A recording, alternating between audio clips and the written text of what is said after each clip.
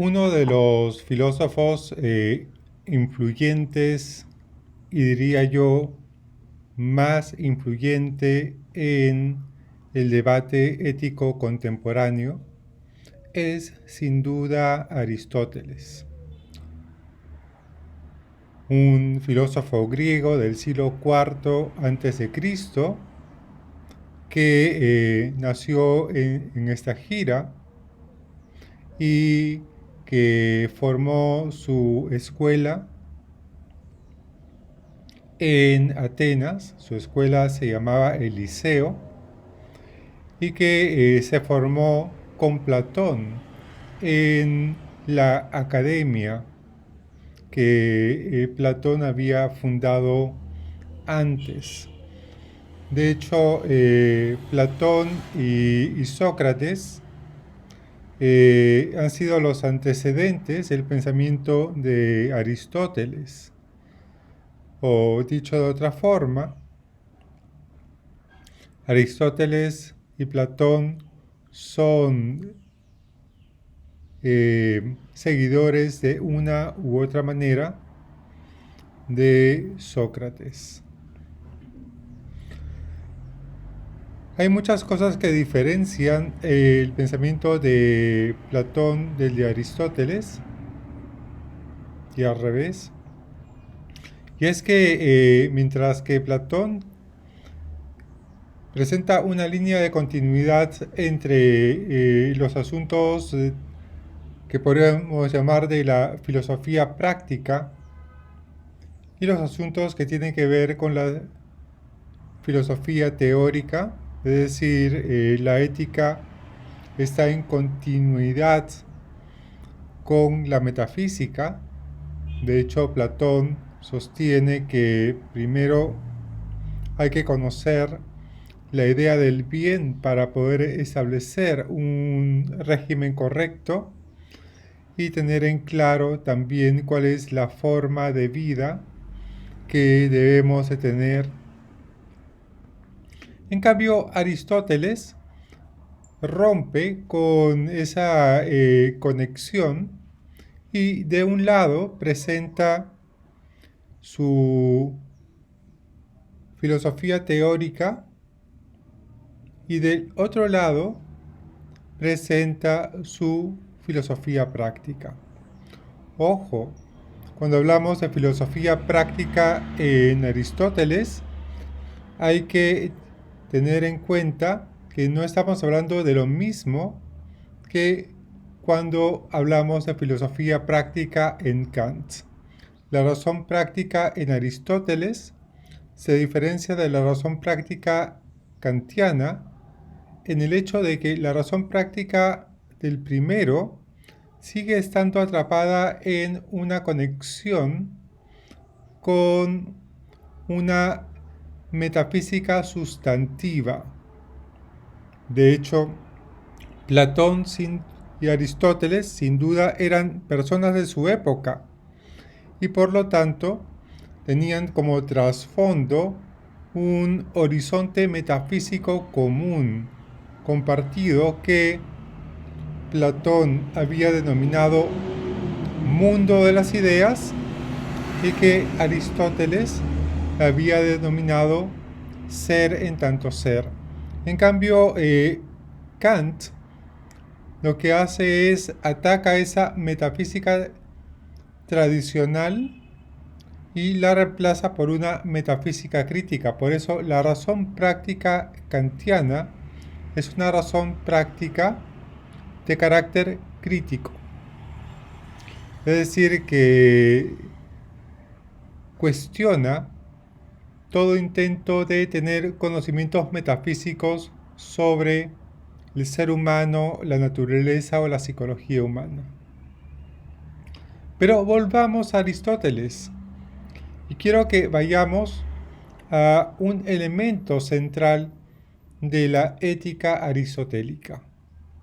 Y ese elemento central es sin duda la felicidad.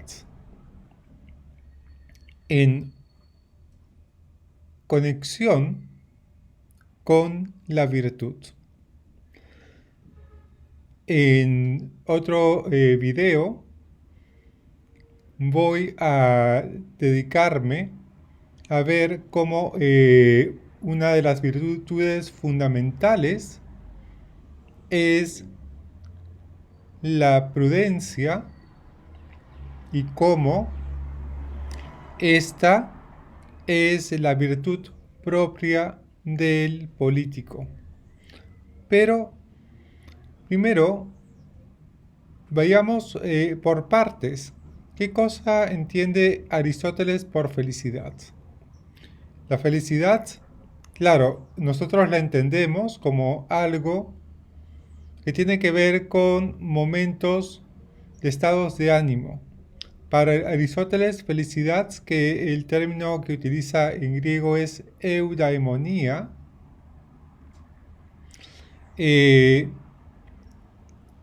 significa una forma de vida de realización plena. De realización plena. Y de hecho, en su obra de ética más importante, que es la Ética a Nicómaco, de hecho se le reconoce a Aristóteles tres obras de ética: la Ética a Nicómaco, la Ética a Eudimo y la Magna Moralia.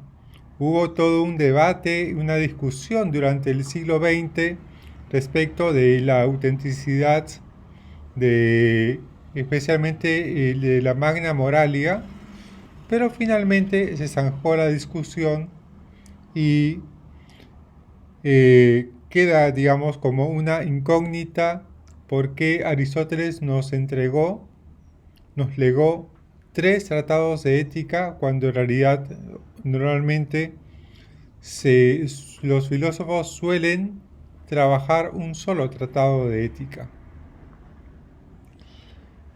Pero en la Ética a Nicómaco, especialmente en el primer capítulo, Aristóteles trabaja sobre el tema de la felicidad,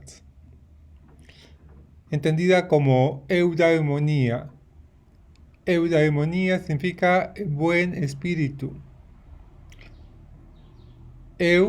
Buen, y daimon, espíritu. También puede tener otros significados adicionales. Obviamente, la traducción de las palabras griegas al español no es tan sencilla. Pero para Aristóteles, la felicidad significa ser bueno y vivir correctamente, ser feliz y vivir adecuadamente. Es una vida que se despliega a través del desarrollo de otro elemento importante, que son las virtudes. Las aretai, como dice Aristóteles en griego.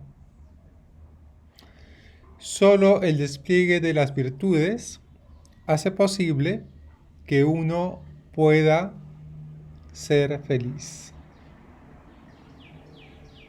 que uno llegue a la eudaimonía. Pero no se trata de que primero despliego las virtudes y al final logro la eudaimonía, sino que la eudaimonía es algo que va apareciendo o desplegándose conforme voy desarrollando las virtudes. Pero las virtudes, más que acciones concretas o una práctica constante de acciones, se trata de una forma de ser, un modo de ser adecuado.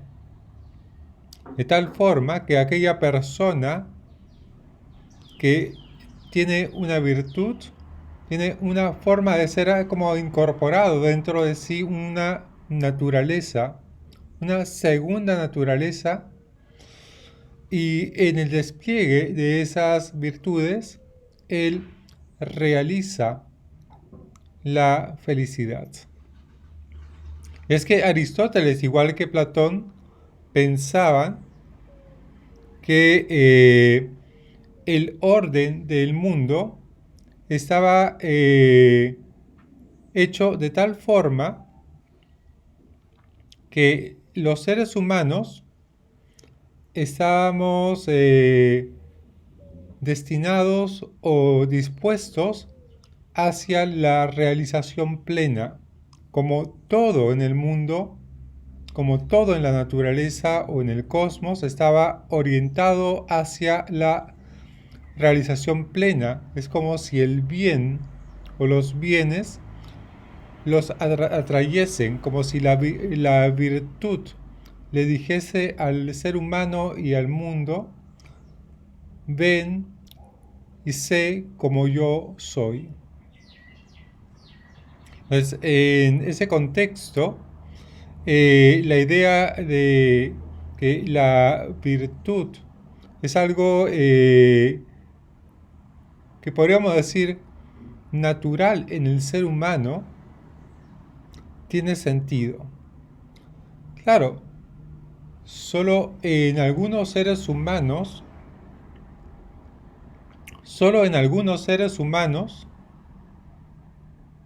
esa naturalidad de la virtud no está presente. Y Aristóteles le pone un nombre a esas personas. Esas personas son los esclavos. Y para ellos se impone la ley, no la virtud, la ley.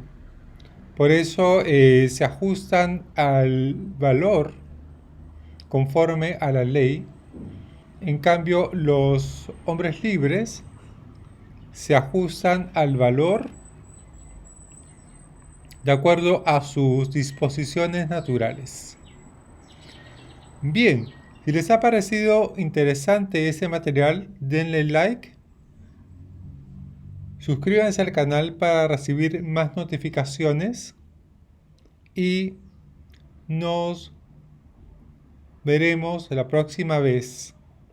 Y también no se olviden de activar la campanita para estar al tanto de cuando produzca un nuevo conocimiento.